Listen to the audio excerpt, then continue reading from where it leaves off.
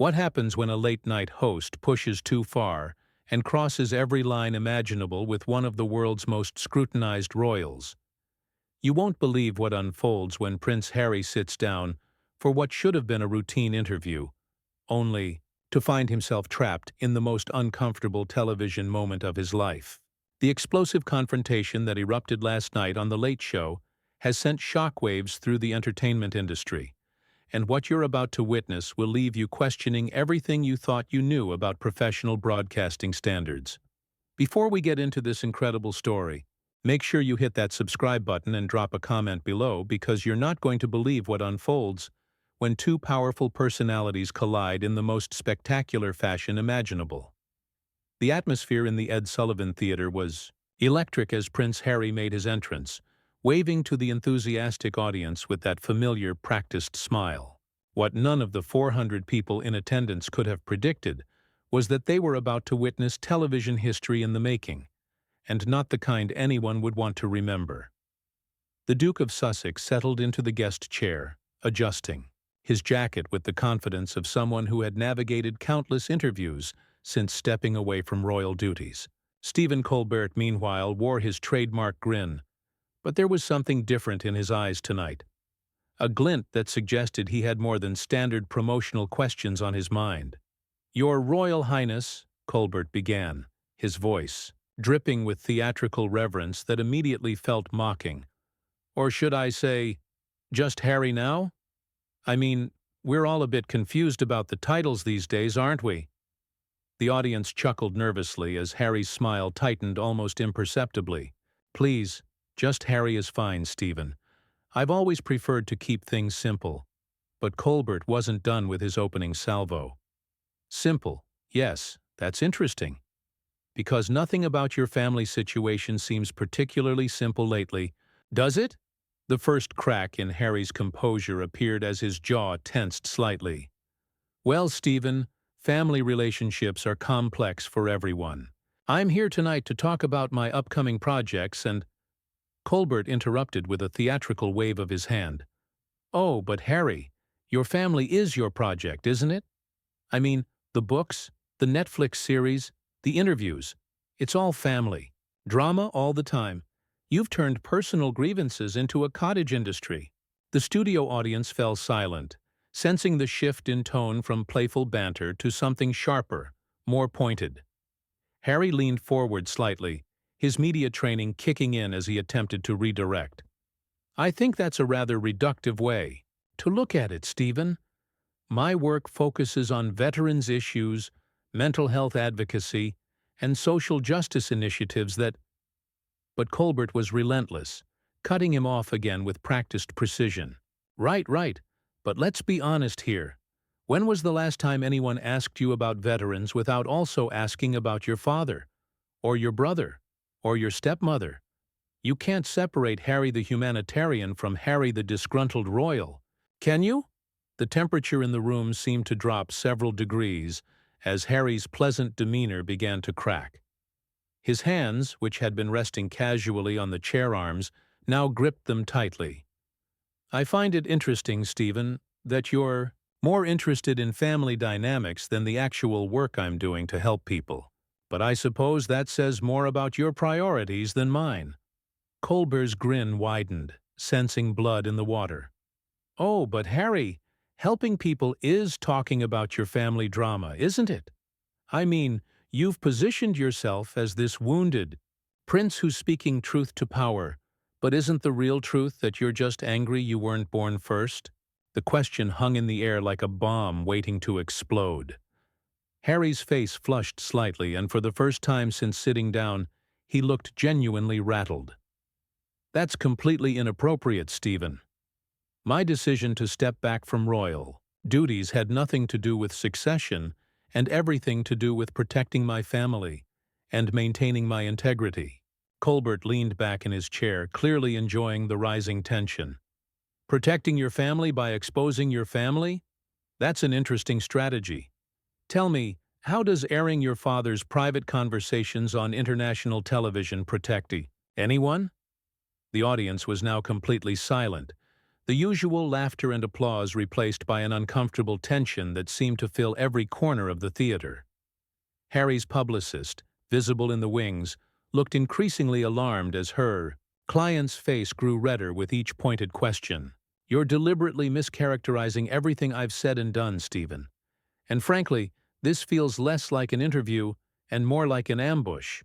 Colbert's response was swift and cutting. "An ambush? Harry, you've been ambushing your own family for years. I'm just asking the questions everyone else is thinking." The moment when everything shifted from uncomfortable to explosive was almost imperceptible. A slight narrowing of Harry's eyes, an almost inaudible intake of breath. "You know what, Stephen? I came here in good faith to have a conversation. About my work. About issues that matter to millions of people. But you're more interested in tabloid-level gossip and cheap shots than actual journalism." Colbert's response revealed the true nature of his approach. "Cheap shots? Harry, you literally wrote a book called Spare. You turned your entire life story into a tell-all memoir. How is asking you about it a cheap shot?" The confrontation was reaching a boiling point as Harry struggled to maintain his composure, while Colbert pressed his advantage with the ruthless efficiency of a prosecutor closing in on a conviction. The studio lights seemed hotter, the silence more oppressive, and everyone present could sense that they were witnessing something that would be talked about for years to come. What started as a routine celebrity interview was rapidly devolving into something much more dangerous, with no clear path back to civility. As Harry opened his mouth to respond to Colbert's latest provocation, his hands trembling slightly with barely contained anger, it became clear that the situation was about to spiral completely out of control. The carefully orchestrated world of late-night television was about to be shattered by what came next, and neither man seemed capable of pulling back from the brink they had created together. "You want to talk about my book, Stephen?" Harry's voice had dropped to a dangerously quiet level that somehow carried more menace than shouting ever could. "Let's talk about it. Let's talk about how I spent 38 years watching my family leak stories to the press about me while pretending to be supportive to my face. Let's talk about how they hung me out to dry when I needed them most, and then acted shocked when I finally decided to tell my own story." The studio audience shifted uncomfortably in their seats, sensing they were witnessing something far more raw and personal than typical late-night fare. Colbert, however, seemed energized by Harry's rising anger, leaning forward with predatory interest. "Oh, so now it's their fault that you aired your dirty laundry in public? Harry, you didn't just tell your story, you burned down the entire institution that made you who you are. You attacked your stepmother, you betrayed private conversations with your father, you threw your brother under the bus, and now you're sitting here acting like the victim?" The words hit their target with surgical precision, and Harry's carefully maintained composure finally began to crack in earnest. "Victim?" Harry's voice rose sharply, causing several crew members to exchange worried glances. "Stephen, I was never allowed to be a victim. I was told to shut up, smile, and take whatever abuse the press wanted to dish out. I watched them destroy my mother, and then I watched them try to do the same thing to my wife. So forgive me if I don't have much sympathy for an institution that threw me to the wolves the moment I tried to protect my family." The raw emotion in his voice was palpable, but Colbert showed no signs of backing down. "Protect your family?" Colbert's laugh was sharp and mocking. "Harry, you didn't protect anyone. You threw grenades into your own family and then ran to California to count the money. Netflix, book deals, speaking engagements. You turned family trauma into a business model. At least be honest about what you're doing here." The accusation hung in the air like a toxic cloud, and Harry's face went from red to pale in an instant, his breathing becoming visibly shallow.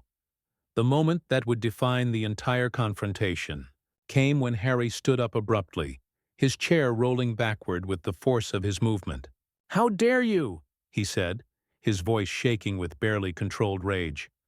"How dare you sit there and judge me when you have no idea what it's like to have your entire life dissected by strangers who think they know better. You want to talk about business models, Stephen? What about your business model? Making money off other people's pain, turning personal struggles into punchlines for your audience. But Colbert wasn't finished, and what he said next would prove to be the point of no return. Personal struggles? Harry, the only struggle I see is your struggle with irrelevance. You were born into the most privileged position imaginable, and you threw it all away because you couldn't handle sharing the spotlight. Now you're desperately trying to stay relevant by attacking the very family that made you famous in the first place. It's honestly pathetic. The words hit like a physical blow, and Harry's entire body tensed as if he'd been struck. Pathetic? Harry's voice cracked slightly, and for a moment, the wounded young man who had lost his mother was visible beneath the polished public persona. You think it's pathetic to refuse to be complicit in a system that destroys people? You think it's pathetic to choose my wife and children over an institution that demanded I sacrifice their happiness for appearances? His hands were shaking openly now, and the raw vulnerability in his voice made the attack feel even more brutal. Colbert pressed his advantage with ruthless efficiency. I think it's pathetic to bite the hand that fed you and then spend years whining about it on television. You had everything, Harry, literally everything, and you threw it away because your wife didn't like the rules. Now you're trying to rewrite history to make yourself the hero of your own story. But the truth is, you're just another spoiled rich kid who couldn't handle being told no. The silence that followed was deafening, broken only by the sound of Harry's labored breathing. The breaking point came when Harry took a step toward Colbert's desk, his composure finally shattering completely. You don't know anything about my wife, Stephen. You don't know anything about what we went through, what we're still going through. You sit here in your comfortable little bubble, making jokes about things that nearly destroyed us. And you think that makes you clever? You think that makes you funny? His voice was raw with emotion, and several audience members looked visibly uncomfortable with the intensity of his reaction. Colbert, sensing he had pushed too far but unable to resist one final thrust, delivered the words that would end the interview forever. What I know, Harry, is that your wife managed to take a prince and turn him into a professional victim. That's quite an accomplishment, actually. She should add that to her resume. Royal family destroyer, marriage counselor to the bitter, and entitled. The gasp from the audience was audible, and Harry's face went completely white as the words registered.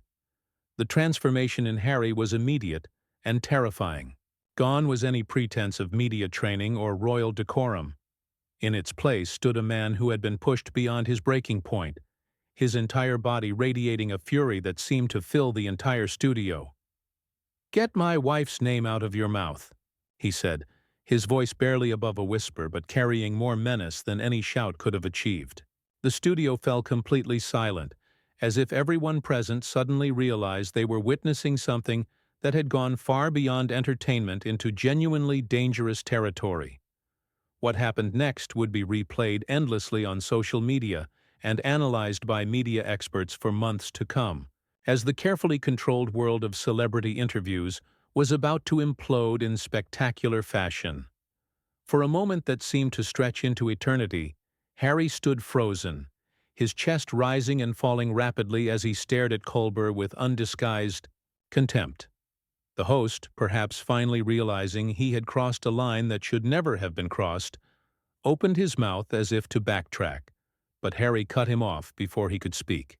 "No?" Harry said, his voice carrying a finality that seemed to echo through the stunned studio. "You don't get to walk that back. You don't get to hide behind comedy now that you've shown everyone exactly who you really are." The audience sat in complete silence, some covering their mouths in shock, others reaching for their phones to capture what they sensed was television history unfolding before their eyes. Colbert, for the first time all evening, looked genuinely uncomfortable, his trademark smirk replaced by something approaching concern. "Harry, I think maybe we should—" he began, but Harry was already moving, stepping closer to the desk, with purposeful strides that made several security personnel shift nervously in the wings.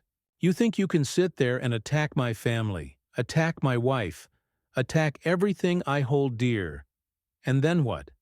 Smooth it over with a joke? Make it all better with your little late-night television charm?"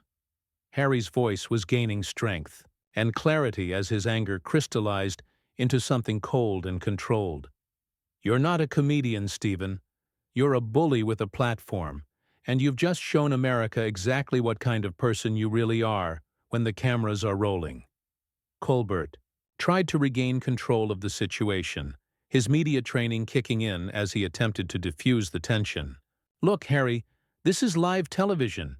Things get heated sometimes, but we're both professionals here." The words died in his throat as Harry's laugh cut through the studio like a blade, sharp and utterly without humor. "Professionals? Stephen, a professional doesn't ambush a guest with personal attacks. A professional doesn't use someone's family trauma as material for cheap laughs. A professional has basic human decency." The devastating accuracy of Harry's words seemed to hit their target, and for the first time all evening Colbert appeared genuinely rattled. His hands fidgeted with his index cards, and sweat was visible on his forehead under the hot studio lights. The audience, meanwhile, was completely transfixed by the spectacle unfolding before them, many recording on their phones despite the show's strict no-recording policy.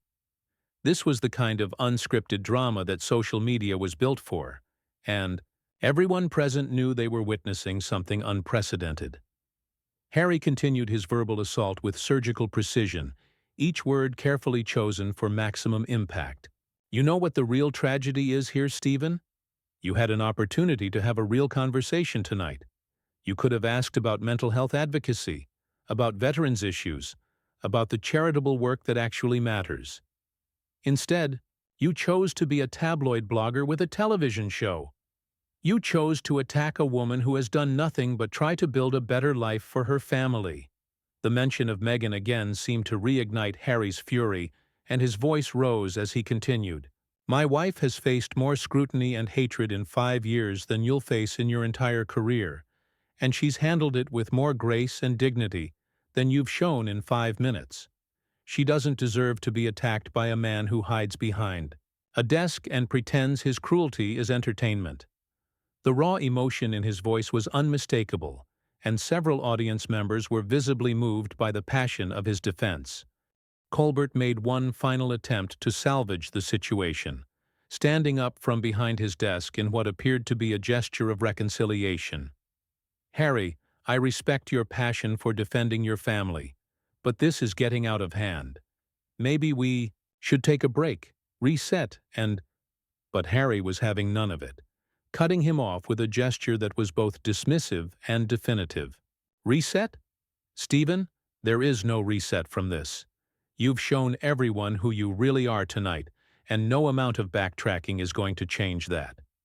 The moment that would define the entire confrontation came when Harry began removing his microphone, his movements deliberate and final. "You want to know what I think is really pathetic, Stephen?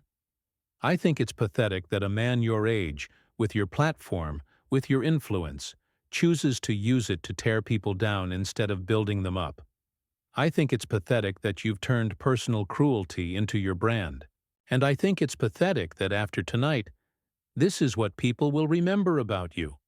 As Harry unclipped the microphone pack from his jacket, the finality of the gesture sent a shockwave through the studio.